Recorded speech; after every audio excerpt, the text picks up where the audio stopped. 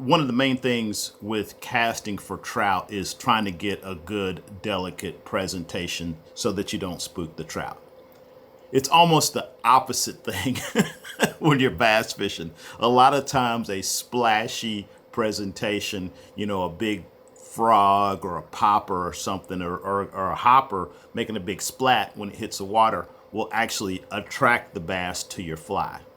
So we're not so concerned about a delicate presentation, and that's good because, like I said earlier, we're going to be using some heavier leaders, shorter leaders, which tend to make your flies splash down more anyway.